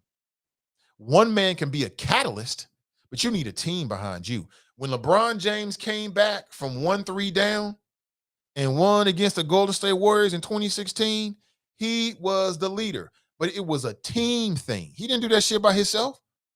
When Michael Jordan went to the championships and won every single time, he was the leader, but he didn't do that shit by himself. He had Scotty. He had Pitt. You know what I'm saying? They had Dennis. They had Steve Kerr, Paxton. They had Phil Jackson. They had a whole squad that did that. That was a team win. But in the world of sports entertainment, they like to mythologize individuals. I think it's just part of it. It's just easier to talk about. It gives them something to talk about, that kind of thing. It's easy to process, but it's not true. It's not true. Oh, Jordan Poole. Yeah. Nakia, I swear to God, I honestly I could not remember that brother's name. I don't know how I forgot his last name, Pool Party. That's a great nickname, Pool Party. He's a dope player, Ronald. He is an incredible talent, and to the victors go the spoils. But I didn't really enjoy it. If I'm being honest with you, and it has nothing to do with my team, not the team I wanted to win, not winning. Because I don't really root for teams. I just like the underdogs. To me, Boston was the underdogs. They were new. I wanted to see somebody new win. Nothing more than that. I didn't bet any money. I'm not emotionally invested, and it is what it is. But I'm disappointed because I didn't see quality, good basketball from two teams. I didn't see that, but it's all good. Oh, yeah, there it is, Brian. Brian posted it. He's doing dope shit, man. Check him out. Check him out. Brenda writes, Nate always talking light skin, dark skin. I don't always talk light skin, dark skin. I just bring it up when it's necessary to bring up. I don't always talk about that. Nakia writes, Ron Hubbard's been working in the community. Yes, he has. Let me write, happy Juneteenth Day. We cannot talk about Juneteenth if we're not going to give a woman, a sister, her flowers. And I'm talking about Miss Opal Lee. If you want to give the credit for one person for pushing the United States to recognize Juneteenth as a national holiday, then you've got to give props to Miss Opal Lee. 95 years old. When she was 89, she started marching 2.5 miles for liberation in recognition of Juneteenth. It was an annual event. She would walk. And she came through Cincinnati. You know, I was blessed enough to get the invite to get a chance to meet her. I actually was blessed enough to walk across the Brent Spence Bridge with her. It was very symbolic, but I understood the gravity of the moment. I understood it. I count myself as very, very privileged to have met her and to have walked with her. But we got to give Miss Opal Lee her flowers. Props to Miss Opal Lee. And she came through the city a couple years ago. I got the invite, and I knew what time it was. I couldn't get there fast enough. I knew it was historic. I knew that sister was doing something that was very worthy of our attention. Back on June 17th, 2021, she stood next to President Joe Biden as he signed the bill declaring Juneteenth a federal holiday. She delivered 1.5 million signatures to Congress demanding that they recognize the holiday. This woman was 89. She's 89. You're never too old to make a difference if you got the heart and the mind to do it. You're never too old. Don't let nobody tell you you're too old to do a gosh darn thing. She's 89 years old. So props to Miss Opal Lee. You know, think about her as we recognize and celebrate Juneteenth. And props to city leaders for recognizing Juneteenth as a local holiday in the city for city workers. I think it says great things about the city. Is it everything? No. But is it what should be happening? Yes. TNT writes, he's scheduled to speak at City Hall later for the Juneteenth flag raising. Props. Good people are involved. You say you are or Ron is. But props to Miss Opal Lee. You don't know her name, now you do. Props to her for that. Nakia writes, Cranley is soft. Cranley ain't soft. I didn't say Cranley was soft. From what I've heard, Cranley is anything but soft. I'm not here to say Cranley is soft. I just didn't like his politics.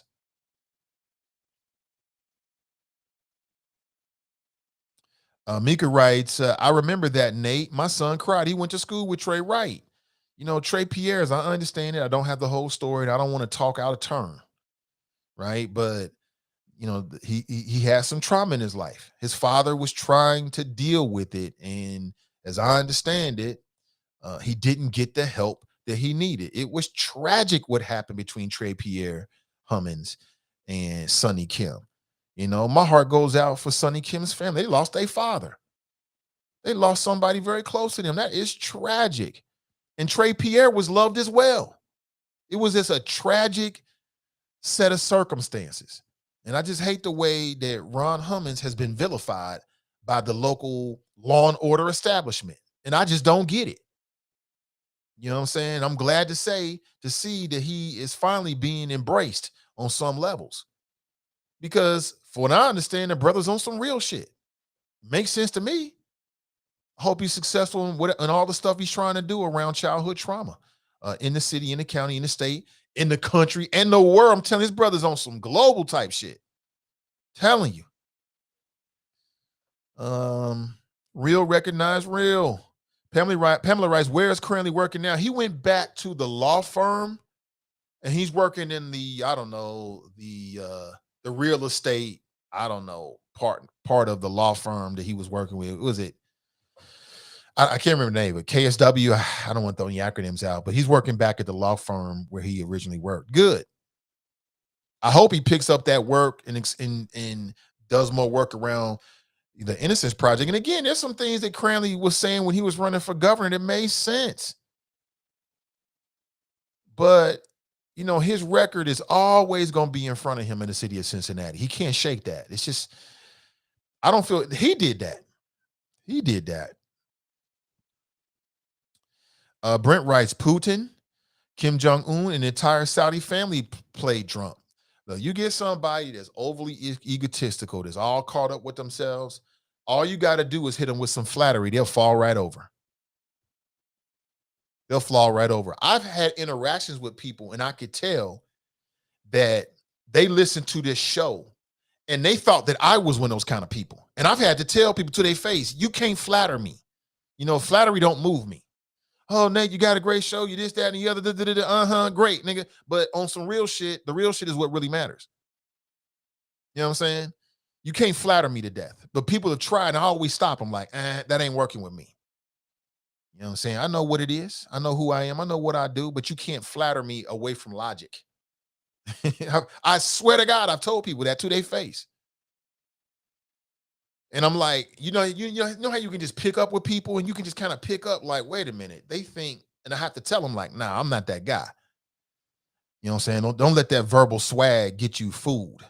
You know, that's just my style. That's all. I'm from the hip hop generation. It's the only way I know how to do it. Hip hop generation, none of that Generation X shit.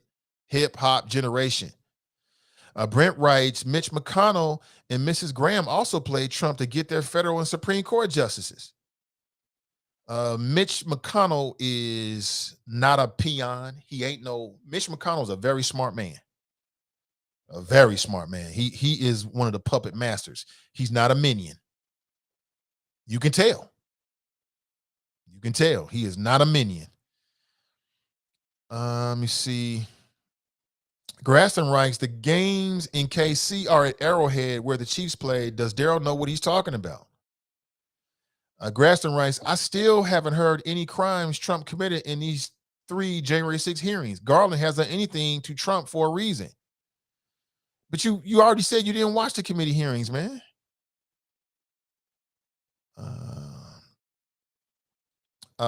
Lying to voters isn't illegal.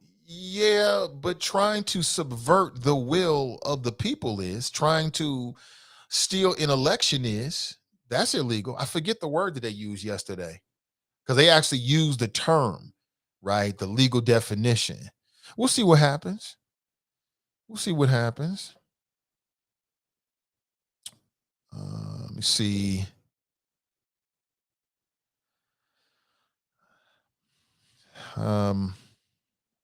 They kept screaming, stay out our neighborhood. Is that what they were screaming? Damn, really? Stay out our neighborhood? That's how they look at it? And that's why I say the response to all these white supremacists and all these anti-melanated people is be successful.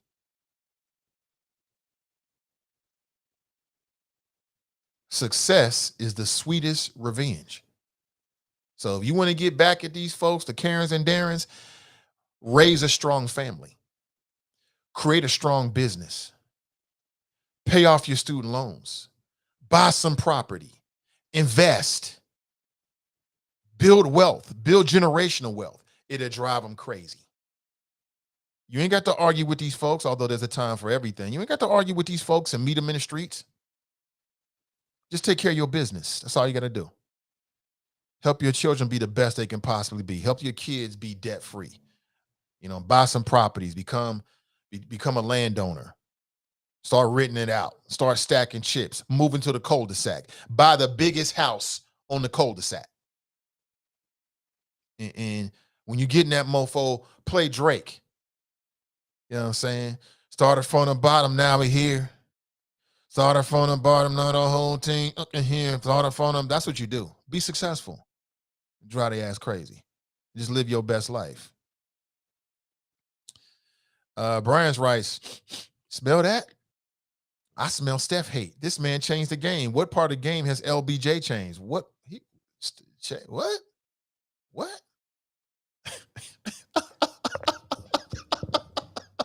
Brian, bro. I know you would hashtag GSW. I know that's your team and all, but are you serious, bro? Brian is falling in love, but I get it. Your team won last night. Bask in the glow, bro. You're wrong about all of the shit you're saying about LeBron and comparing it to, because nobody in their right mind, if you're starting a team and you can draft a young Steph or a young LeBron, who you taking? If anybody says young Steph, you fall in love too easy. You can get your feelings hurt. you fall in love way too easy. But enjoy it, bro. Enjoy it. Your team won. You've been riding at them for years. Enjoy it. Can't say nothing about Steph today. This is his day. This is his time. Nakia writes, not Jason Turnover. That's what Skip Bayless calls him. So I just picked up on it. It's funny. I think Milwaukee would have made a better series. And I think Miami would have made a better series. Although I think Miami got hit by the injury bug, and I think they're one player away. But in terms of their team concept and their culture and how they play, I think they would have been better.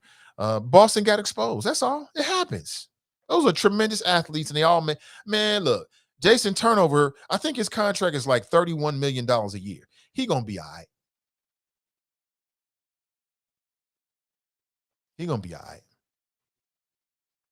Brian writes, no game in the NBA is easy. Stop. Come on, Brian. Some games, as you look at them, are easier than others. Come on now. Stop it. Stop it, Brian. But again, this is your time. I don't want to create no whatever. Enjoy the fact that your team won. Bask in the glow. To the victor, to the spoils go to victors. You know what I'm saying? No. To the victors go to spoils. I said it backwards. To the victor go to spoils. Y'all supposed to correct me. Let's go to the phones. Good morning. Welcome to the show. Hello, talk show host. How are you doing? I'm doing great, caller. Welcome.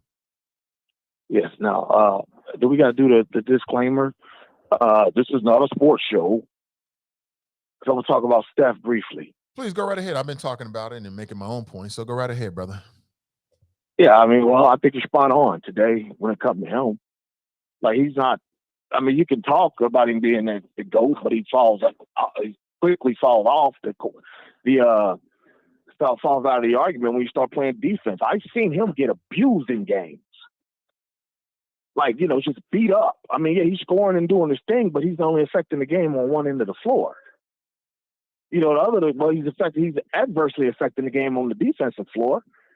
LeBron James, that block he had against them in 2016, that's one of the best defensive plays in all of sports. Not just, basketball. We're talking, not only was it in the finals that actually helped win a game, win the series, but that's one of the, we're talking Willie Mays catching the World Series. That's up there with that play he made. He affects the game on both ends of the court. Kobe affects it both dominates it both ends of the court. Jordan dominated it for both ends of the court. You know what I'm saying? I guess that's what keeps Magic out of the, pulls them out of the GOAT conversation, because there's three people now that dominate both ends of the court that play his position. But still, for my money, goatee Magic Johnson's the best player I've ever seen. When he had a goatee, you know what I'm saying? But are you there? I can barely hear you. I'm in Culver. Yeah, okay. I'm here. Yeah. And lastly, have you been watching this Layden Simon guy on Vlad TV? What's the guy's name again? Layden Simon. I have not. What's he He's the talking guy about? who he's the real life Lamar from the BMF series. Yeah. I know what you're talking about, but I haven't watched it yet. Is it good? That old school Midwesterner. He ran Detroit. The BMF and all of them, they just was doing their thing, and they did their thing at his at their peril, at his request. Trust me, he was the one running Detroit. You just read that argument, you can tell just by listening to the arguments, or not the arguments, the interview, the way he's talking, the way just everything about him. And then because you hear all the rest of the stories about him, they led you to think he was dead. On the series, he got killed off the show. No, that guy's still alive and kicking. And the one dude is still scared of him. The dude who put them on the BMF show. I forgot his name was on the show. In real life, his name's ED something. That guy. He's still 30 years later. He's still scared of him. You know what I'm saying? It's like this might be the most fascinating criminal interview I've ever read from this guy. Yeah, that guy. Like, you know what I'm saying? Because like you can just, I guess I just feel him more because he's a Midwesterner. Just his mannerisms, the way he talks, like this old motherfucker. Just the way he talks, everything he says, like, yeah, he's from the Midwest. Maybe I feel him more like that. But yeah, man, that's all right. I just heard you talking about Steph because I just did a video about the same thing on YouTube. Like, dude, ain't like he all right. You know what I'm saying? You can't take nothing from him. He do his game. He do his thing. He is an immortal. Really don't compare him to nobody else. But no conversation, I don't even think he's the best point guard ever. You know what I'm saying? That still holds magic to me. You know what I'm saying? That's still magic as far as I'm concerned. But it is what it is. But yeah, that's all. I know you're about to get off soon, man. I'll catch up with you next week. Right, I need you to be well and be safe. Absolutely. Ow! Same to you. Yeah, we agree on that. I mean, again, Brian, I'm not trying to hate. It's just what it is. That's basketball. Basketball is played on both sides of the court. It's not a one-way thing, but modern day sports fans have fallen in love with the three-pointer. They've fallen in love with offensive. Basketball is a two-way sport. So if you're going to comprise a list of the best ballers in the NBA, they've got to be the best two-way players. That ain't Steph. That is just not Steph. He's an incredible player. His game is built for the way the rules are today. He is an incredible offensive player, but is he an incredible leader? Is he the leader of that team? He's one of the leaders. Is he an incredible defensive player? No. So he could never be all time. And to be honest with you, people like Stephen A. and ESPN, they do a disservice to the whole conversation of GOATs when they get caught up in the moment. Oh, he's the best I've ever seen. He's incredible. They did do a disservice because they're talking dumb shit. It just don't make any sense.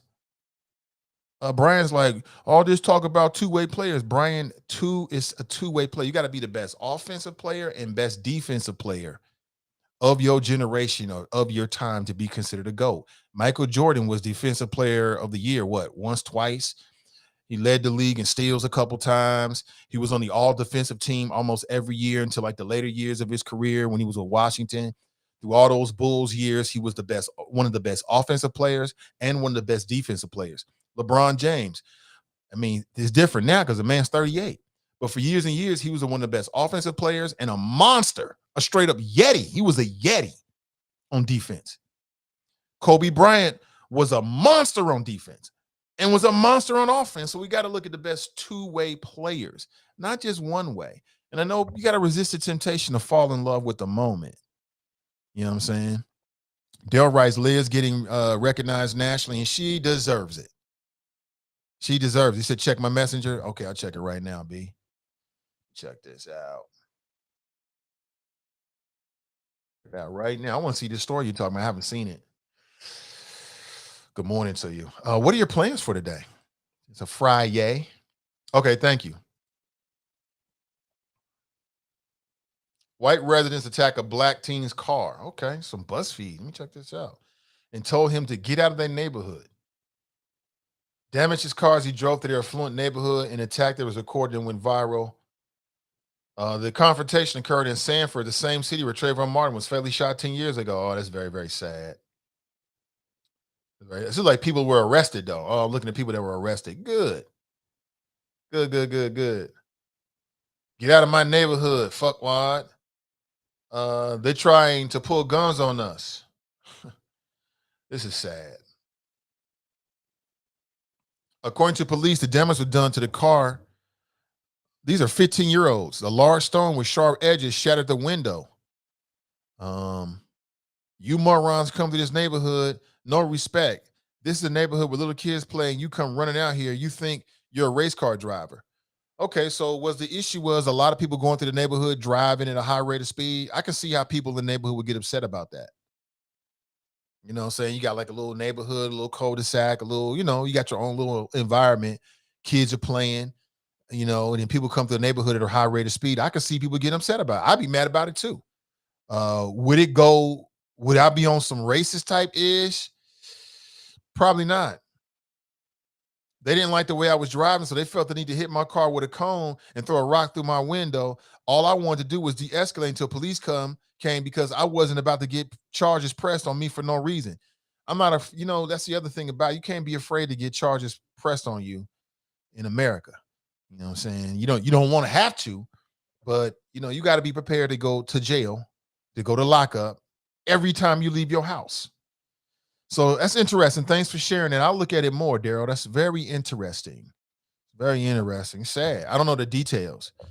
But that should have happened. Like, didn't it happen in Avondale where, somebody was driving through the neighborhood and hit a little boy? It ended badly for him. I think they shot and killed that man. And then some of the boys from the hood, so to speak, they ran down on dude. I think they dragged him out the car. And I don't know if they killed him or they opened up a can of whoop ass on his ass. I don't know. It was either one. They either beat him down or they shot him. I can't remember what happened. But the complaint is that they had kids out there playing and then people going through the neighborhood at a high rate of speed. And it's like, wait a minute, we got kids out here. Have some freaking respect. People don't have respect these days. Respect is a lost art. Brian writes, you can't be serious with the both sides of the ball criteria to be great. Brian, I can't even believe you just typed that. You should be ashamed of yourself for even typing that. Sorry about that. You should be ashamed of yourself for even typing that. Yeah, you mean I can't be serious. Basketball is a two-way sport, Brian. Come on now. It's a two-way sport, bro.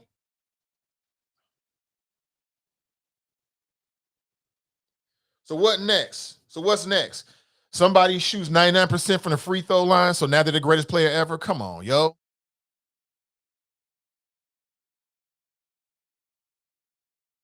Again, you can't take nothing away from him, but you can't give him more than what he's actually earned. Has Steph Curry ever been on the all-defensive team? I don't know. He might have. I don't think so. Tell me, you can't be serious with the both sides of the ball criteria. I'm absolutely serious. Bro. Can't be serious. You can't be serious.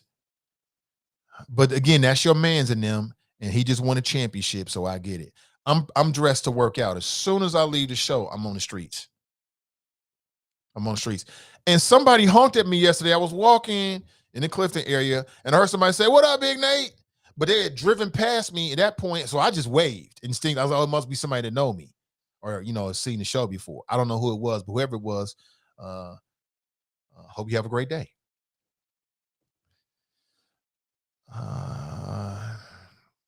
Terry writes, we don't have people in important positions to be effective here in this city. Really? I think we do for the most part. We got to change the prosecutor's office, but I think so. Change takes a little bit of time.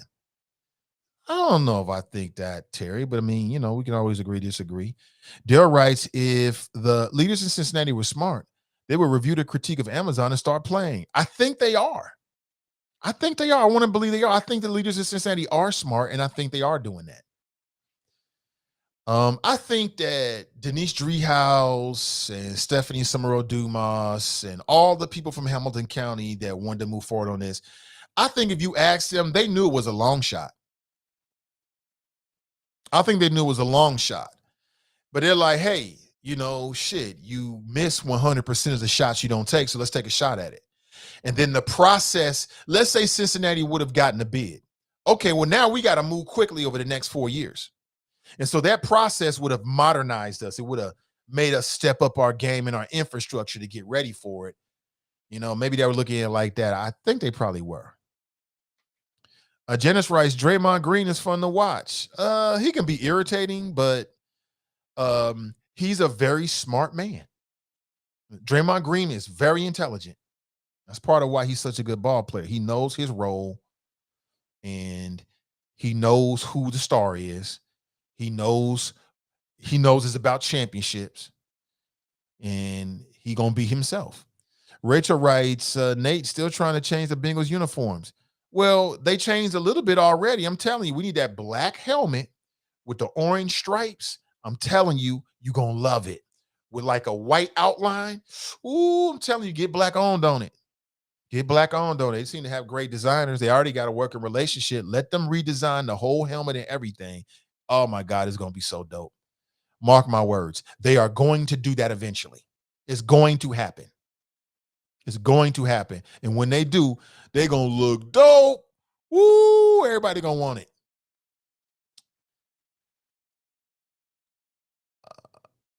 Janice writes, at some point in the game last night, there was some real strategy taking place on the GSW 10. Yes, it was. It was very obvious.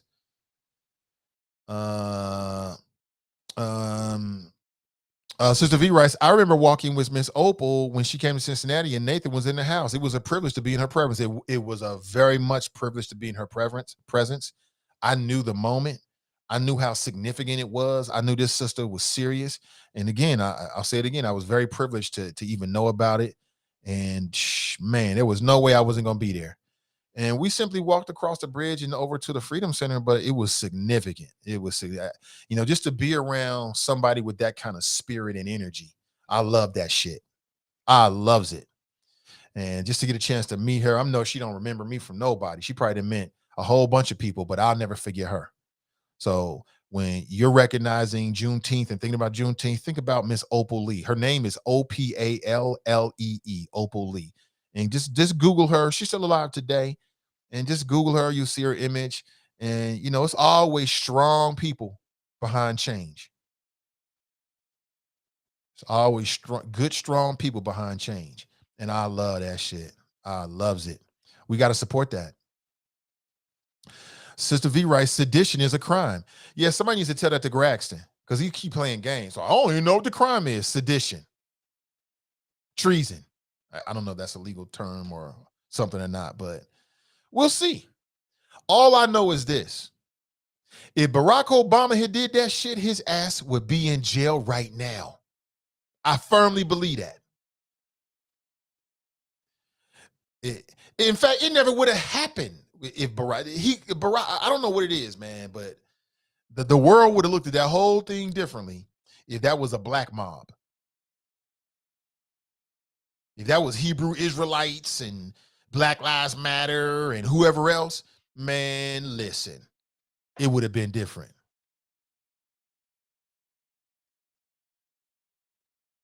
It would have been very different. Brent writes, LeBron definitely changed the NBA's lace front game. You silly. Jerica's out. Hey, good to see you, Jerica. Good morning. Brian writes, he's 6'2". Of course he's not going to be dominant on D. Brian, the defensive player of the year is 6'3". What are you talking about? It's his height it plays a role on the way he can impact it because the taller you are, you take up more space. But the man who is the reigning defensive player of the year is 6'3". At the most, he's 6'4". Hold on, let me double check. The reigning defensive player of the year plays for Boston. His name is Marcus Smart, and he is 6'3". That's what I thought. He's 6'3". He's an inch taller. So no, you know, not everybody has the same talents.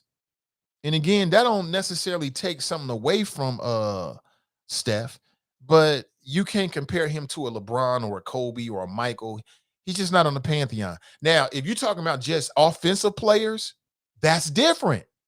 He absolutely is a top. Shit, he might be a top 3, top 2 offensive player. When you talk about offensive, no doubt about it. Steph is up there top 3. I can't even think who will be. I mean, with his field goal percentage, 3-point percentage, and free throw percentage, he's definitely an offensive weapon. I mean, I can't even.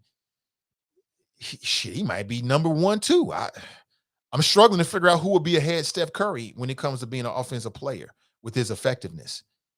He might be the most effective offensive player. But when you talk about player, that means offensive defense. No way. No way, Jose. Hey, listen, folks, I got to make a move. I really appreciate you. I'm sorry about the late start, but I did give you a quality 2 hours of show this morning. Have an excellent day. Before we roll, I want to remind you that starting on June 24th through October, the Black Economic Empowerment Market will be in full effect. It's the largest inner city outdoor flea market.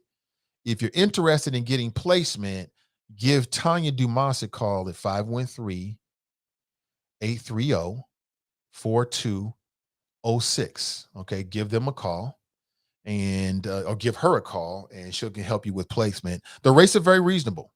I mean, one table, $25. You can rent out for the entire day. It's going to be a weekend thing, Friday, Saturday, and Sunday. It kicks off next weekend on the 24th, so check them out if you're interested. I love it. Black Economic Empowerment Market. You might have services or goods. It's like an outdoor flea market. So, what you could sell and what you can offer is a wide range of things. So it could be T-shirts, it could be all kinds of stuff. But give Tanya a call today at 513-830-4206. Give her a call today. Also, today's show is brought to you in part by our friends over at Renew Community Church. They offer a Sunday morning masterclass at 11:45 Eastern Standard Time. This Sunday's topic: embrace gratitude, 9 steps to improve physical and mental health through gratitude. All right, you can find them on Facebook and on YouTube. Also, if you're looking for a good spot to eat, and I don't know about you, but we're always looking for a good spot to eat, to take the family, take the kids. Consider Wing Champ, the undisputed champion of all wings. You can call ahead for order and or for pickup.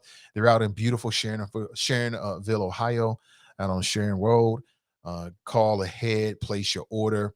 There's a link in today's description. You can check out the full menu. And on top of everything, you can also get your Creamalicious brand ice cream as well. And they are Black owned. Check them out. Again, don't forget, Straight Talk Live is back again this Sunday at 10 a.m. with Edna Howe. And then the lovely ladies of the Melanin Insights podcast at 5:30 p.m. on Sunday, Britt and Cass. Something special this Sunday. Check them out. If you want to connect with me, I'm highly accessible. Just hit me with direct message. Have an excellent rest of your day, family. And remember our motto. Let's say it together. Winners focus on winning. And losers focus on winners. So stay focused and stay winning. And we'll talk real soon.